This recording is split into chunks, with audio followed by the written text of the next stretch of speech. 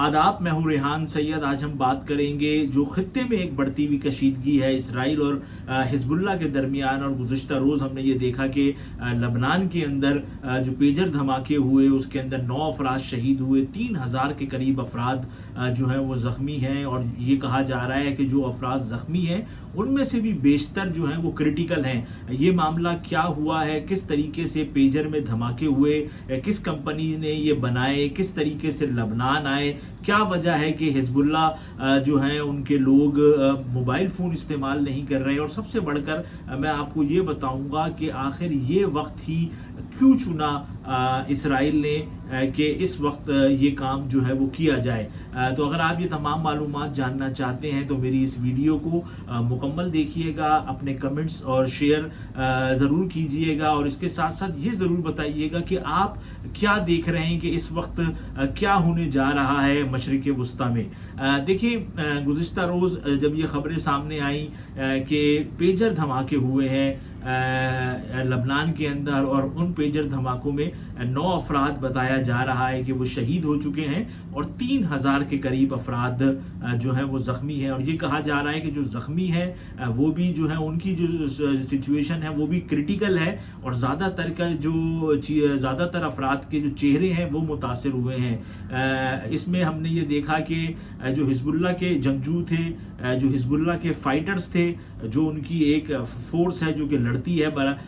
Israel के सामने खड़ी होती है, वो लोग भी जो हैं इसमें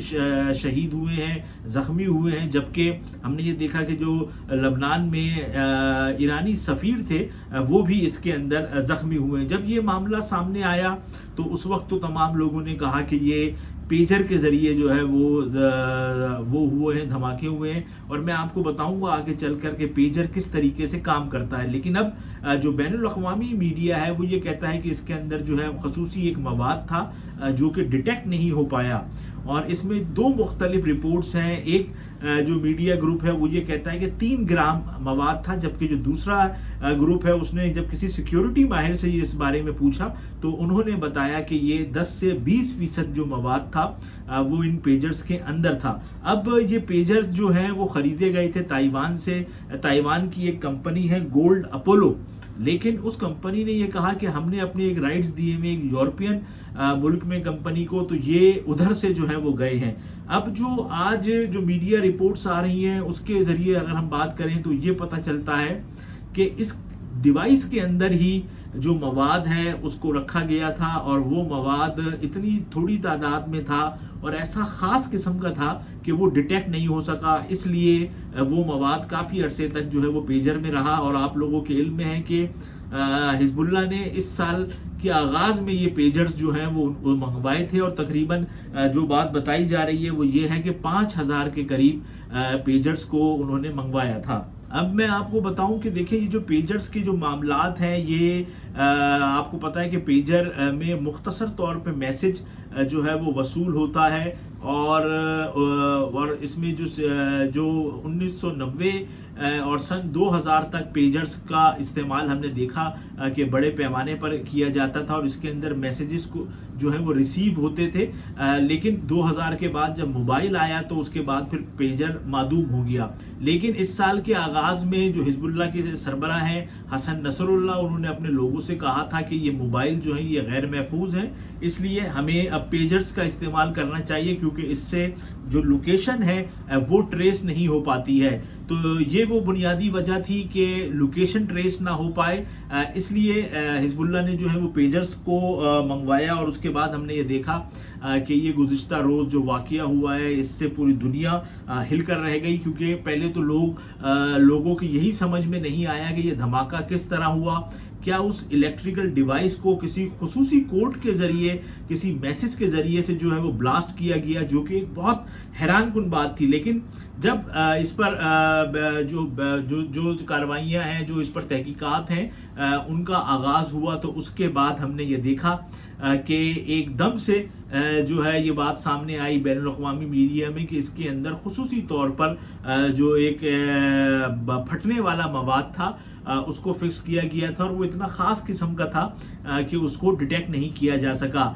اس وقت کا تعین کیوں کیا گیا یہ بہت زیادہ اہم ہے، کیونکہ بہت سارے لوگ یہ کہتے ہیں کیونکہ گزشتہ دنوں میں جو یمن ہے تو یمن سے ایک ہائپر سونک میزائل جو ہے وہ اسرائیل میں بھیجا گیا تھا، اور اسرائیل کا کوئی بھی ٹاور جو ہے وہ جس کو کہتے ہیں جی یہ اسپیشل ریڈار ہے، یہ میزائل روک لیتا ہے اور ایسا ہو جاتا ہے ویسا ہو جاتا ہے، وہ اس ہائپر سونک میزائل کو نہیں روک سکا، اور وہ میزائل یمن سے 2024 کلومیٹر سفر کر کے اسرائیل کے شہر کے قریب جو ہے وہ وہاں پر گرا، اور اس کی وجہ سے 9 افراد جو ہیں وہ زخمی ہوئے، اور ٹوٹل 11 منٹ کا جو ہے یہ دورانیہ ہے جس کے اندر یہ ساری کارروائی جو ہے وہ ہوئی ہے کہ 11 منٹ میں وہ میزائل 20,000 کلومیٹر کا 2,000 کلومیٹر کا سفر طے کر کے جو ہے وہ اسرائیل پہنچا ہے۔ یہ ایک بہت بڑی ایک الارمنگ سچویشن تھی اسرائیل کی اپنی سیکیورٹی کے لیے، کیونکہ انہوں نے تو کہا تھا انہوں نے بہت خاص ایک سیٹ اپ لگایا ہوا ہے جو میزائل کو روک لیتا ہے، جس نے جو ہے لیکن وہ سیٹ اپ جو ہے وہ اس میزائل کو نہیں روک سکا۔ یہ ایک بہت بڑا تھریٹ تھا خود اسرائیل کی سیکیورٹی کے لیے، جس کے بعد پھر ہم نے یہ دیکھا کہ اسرائیل کی طرف سے ایک دم سے جو ہے یہ چیز سامنے آئی ہے کہ لبنان کے اندر پیجر کے اندر جو ہے وہ دھماکے ہوئے۔ تو اب آپ یہ دیکھیں کہ خطے کے حالات کس طرف جو ہے وہ جا رہے ہیں اب، یعنی کہ وہ چیزیں جو جنگوں میں اس سے پہلے ہم نے نہیں سنی وہ اب سننے کو مل رہی ہیں۔ ایک طرف تو یمن نے تمام تر اسرائیلی ریڈاروں کو توڑتے ہوئے وہ جو حوثیز ہیں انہوں نے ہائپر سونک میزائل مارا، اور وہ اسرائیل کے اندر شہر کے پاس جا کے گرا، اور چاہتے وہ شہر میں بھی مار سکتے تھے، لیکن انہوں نے بھی صرف جو ہے وہ ڈرانا ان کو جو ہے مقصود تھا، اور اپنی جو پاور ہے اس کو دکھانا جو ہے وہ مقصود تھا۔ تو اس ٹائم ہم یہ دیکھ رہے ہیں کہ اسرائیل کے سامنے جو ممالک کھڑے ہیں ان میں صف اول میں جو ہے وہ ایران ہے، کیونکہ یہ تمام لوگ جو اسرائیل اور اسرائیل کے ہمنوا ہیں وہ یہ کہتے ہیں کہ چاہے یمن کے حوثی ہو یا لبنان کی حزب اللہ ہو، ان دونوں کے پیچھے ایران ہے یا پھر جو ہے وہ حماس ہے، تو ان تینوں جماعتوں کے پیچھے، ان تینوں جو گروپس ہیں اس کے پیچھے ایران ہے۔ تو اب ایران نے پہلے ہی اعلان کیا ہوا ہے کہ وہ مناسب وقت پر جواب دے گا جو اسماعیل ہانیہ کو وہاں پہ شہید کیا گیا ہے۔ تو اب دیکھتے ہیں کہ یہ معاملہ جو ہے وہ کہاں تک جاتا ہے، لیکن اس وقت جو خطے کی صورتحال ہے وہ بہت زیادہ خطرناک ہے، کیونکہ ایک طرف تو یہ اسرائیل نے قدم اٹھایا ہے، دوسری طرف جو روس ہے اس نے یوکرین کے ایک بہت اہم جو شہر ہے اس کا جو ہے مکمل قبضہ ہو گیا ہے۔ تو لازمی سی بات ہے کہ امریکہ اس وقت جو ہے وہ یوکرین کے ساتھ ہے، تو امریکہ یہ نہیں چاہے گا کہ یوکرین کے کسی شہر پر قبضہ تو ہو سکتا ہے کہ وہاں پر بھی کوئی بڑے اقدامات جو ہیں وہ کیے جائیں، اور اس کا جواب لازمی طور پہ روس بھی دے گا۔ تو اس وقت جو خطہ ہے، چاہے روس ہے یا ہمارا یہ مڈل ایسٹ ہے، یہاں پر ہمیں آگ ہی آگ جو ہے وہ نظر آ رہی ہے۔ اب دیکھتے ہیں کہ آگے جا کے یہ معاملات کیا تھم جاتے ہیں، یا دنیا اس دہشت گردی کو روکتی ہے جو کہ اسرائیل